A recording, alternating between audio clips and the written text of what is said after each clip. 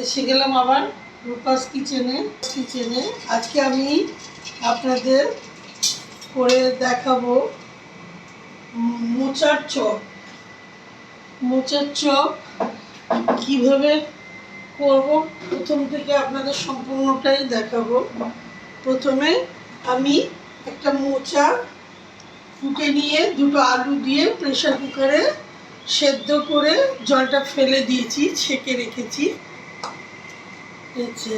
এবারে আমি কড়াতে তেল দিয়েছি, পরিমাণ মতন অল্প করে তেল দেবেন। তেল দিয়ে তাতে একটু গরম মশলা দিলাম। গরম মশলা দেওয়ার পরে এবারে মোচাটা আলুগুলো ভেঙে, মোচাটাকে একটু ছোলা আলু আর মোচা তিনটে একসাথে আমি প্রেসার কুকারে সেদ্ধ করে দিয়েছি। এইবারে তেলটা গরম হয়ে গেছে, তেলের মধ্যে আমি একটু গোটা গরম মশলা দিলাম।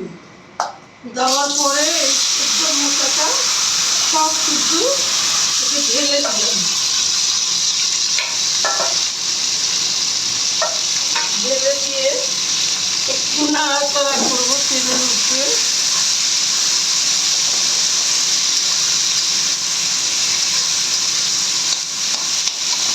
এবারে একটু আদা রসুন পেস্ট দিয়ে দেবো, 1 চা চামচ আদা রসুন পেস্ট দিলাম।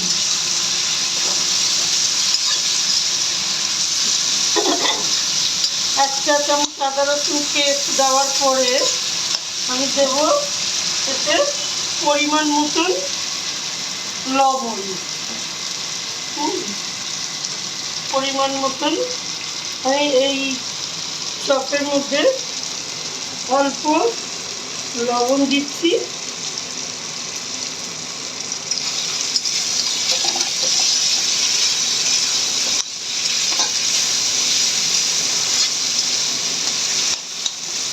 আপনারা মোচাটা যদি সেদ্ধর সময়ে একটু নুন দিয়ে দেন, তাহলে এই ইয়েটা করার সময়, মাখার সময় নুনটা একটু কম দেবেন, নাহলে নুন বেশি হয়ে যাবে। আর এবারে দিলাম একটু ধনে গুঁড়ো, একটু জিরে গুঁড়ো পাউডার,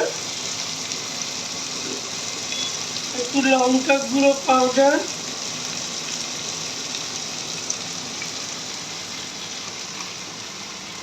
সামান্য ঝাল বেশি হোক,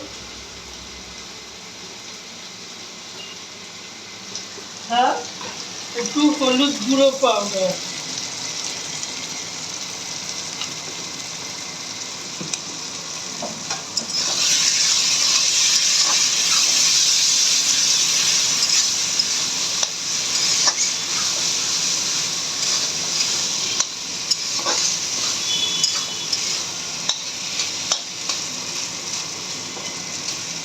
এতে সামান্য একটু মেথি পাতা দিতে পারি, একটা সুন্দর স্মেল হবে।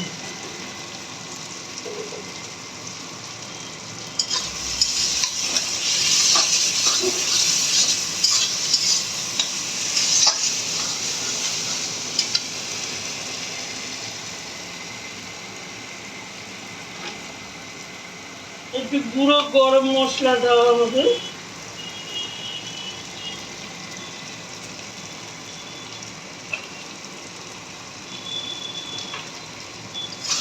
এবারে এটাকে বেশ করে কষে নিয়ে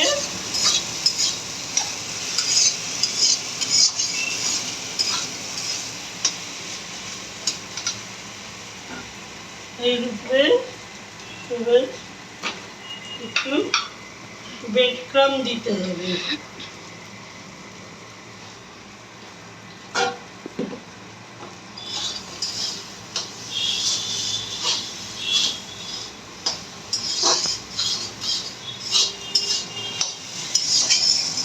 ব্রেড ক্রাম্ব দিয়ে একটু টাইট হয়ে গেল।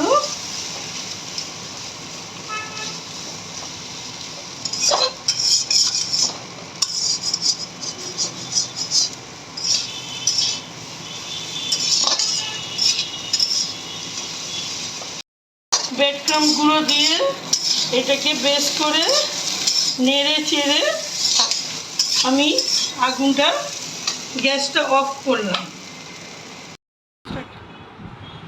এবারে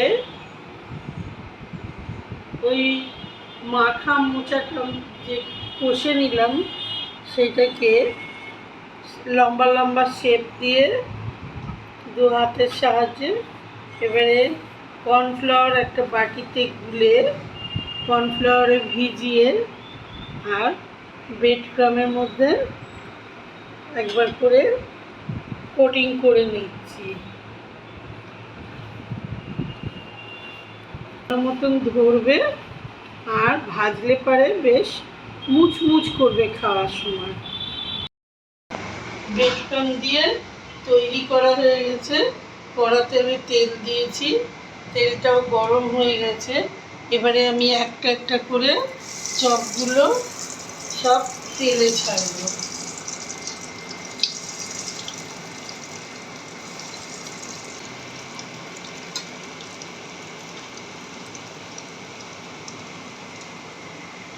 বাদামি বাদামি রং হবে তখন আমি চপগুলোকে একটা একটা করে কড়া থেকে তুলে নেব।